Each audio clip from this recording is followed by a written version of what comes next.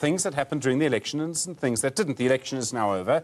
We now have, as you've seen, the coalition negotiations. And so far, there is still no clarity on what exactly is going to happen and whether it will solve some of our problems. Of course, the biggest long-term problem we have in a society is that so many of our young people are unemployed. Crystal Duncan-Williams is the project lead at Youth Capital. Crystal, good afternoon to you. The election is now over. What do you think politicians need to do now to create jobs, to get young people into work? Thanks, Stephen. I think that Youth Capital's approach of having a strategic plan, a cohesive agenda has never been more important than in the context of coalition government, where, various parties are going to be vying for their own sort of missions within, the broader national government. And so a real clear plan with very practical steps is going to be key. And Youth Capital has been, for the last 3 months, talking to partners, engaging with civil societies in communities, and really we think that the 3 things we need to focus on is, 1, ensuring a decent first work experience for all young people through well-run and well-monitored and evaluated public employment programs, that we need to ensure that young people are equipped with 21st century workplace skills, and we really need those skilling pathways to be led and shaped by industry and not by government, who at times can seem quite disconnected from what the needs of the labour market are.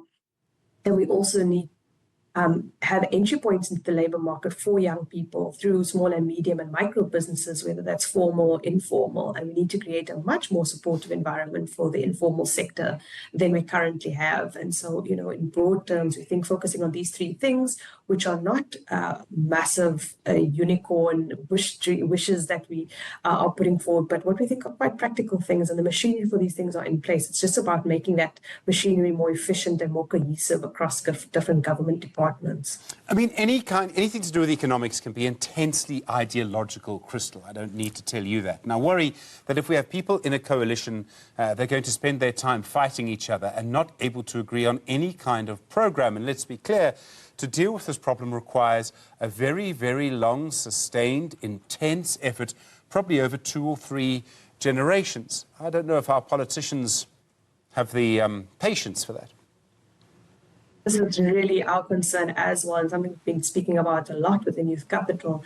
How are we going to make sure that the youth unemployment crisis and the youth sort of problem, as people frame it, is going to be top of mind for politicians in a context where, the healthcare system is failing. We have lots of discussions around NHI. We have lots of discussions around a basic income grant and all of these big, all ideological ideas, how we should be structuring the macro economic frameworks that we have in this country. All of these are big, big conversations. But I really think if we want to turn this country around, we have to get money into the pockets of young people who make up the majority of the population, who make up the majority of the working age population. And then we can stimulate economies. And once the economy is growing, all these other things, I think, are much easier to fall into place. And we're really hoping that politicians see it that way. But also at Youth Capital, we've launched the Teta and Gay Unemployment campaign, which is really about fostering conversations amongst all South Africans on what it means to be young, whether you are young or not. And we need to have that groundswell of support for young people and what it means to get young people into the labour market beyond just the kind of policy-making spaces where these conversations happen, because we have to hold government to account. We haven't been very good at holding government accountable in this country. We all complain about state corruption, but we don't really actually do anything in our day-to-day lives about it.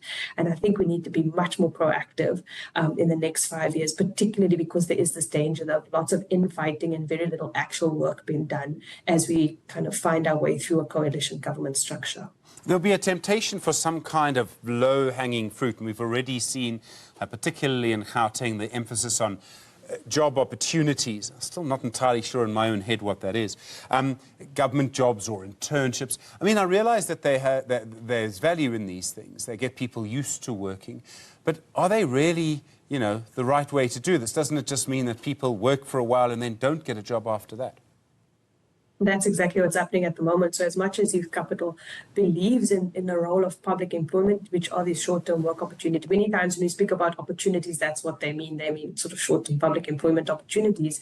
There's a role for those things to play. But like so much of the youth unemployment conversation, the crisis is far more complex than that. And there is no one step that we need to take. While on the one hand, we're getting young people ready for a labor market, ready with the skills that the labor market needs. On the other side, we need a labor market that is growing at a pace to create income generating opportunities for those young people, whether that be in formal jobs or whether that be in setting young people up to sort of for the gig economy, which is a global phenomenon. It is what's happening now internationally. The nature of work is changing. And what are we as South Africa doing on both the supply and demand side to be ready for those changes?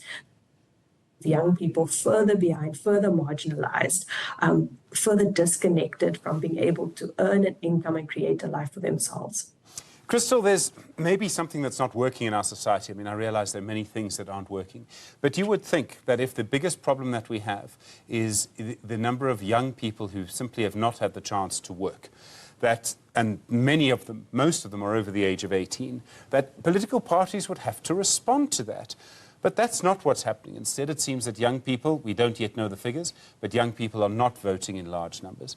And so what that means is that democratic mechanism isn't working. And until it does, political parties are going to do things that are great for older people who vote, but not for the younger people who really need the jobs. And again, there's research that came out towards the beginning of this year, end of last year, where, it says, again, globally, young people do not believe in the democratic process. And I don't know if that's kind of a side, sort of a side outcome of social media, where young people feel they can have much more of a platform and a space to speak their mind and speak their truth on social media than they can through making their mark on a ballot paper. And that is a phenomenon that we're seeing, but I don't think it's something that we as South Africa are addressing. As you say, political parties are more encouraged to engage with the older population because that's who's voting. But what have they really done to engage with young people? You and I have had countless conversations in the lead up to elections about how we all can see youth unemployment as this massive crisis for our country, and yet it did not feature nearly as much as one would have expected in political parties' agendas in the lead up to these elections. And it baffles my mind because, I am not an economist, but, my understanding is what possible future can a country have if it's youth dividend, as we call it, because you have this youth bulge, if these people have not had a job, or they have a job if things remain as they are. What does that mean for businesses who are going to be your customers? What does that mean for the tax base of a country to be able to survive, to provide public services when there are no taxes coming in because people are not earning? It really does boggle my mind that this is not something that politicians speak to, and we can't expect young people to meet politicians where they are. Politicians have to meet young people where they're at and maybe think differently about how they campaign and make young people see the value of their vote in a way that they currently do not. Crystal Duncan-Williams, thank you very much indeed. Really appreciate the time. Project lead at Youth Capital. Well, staying with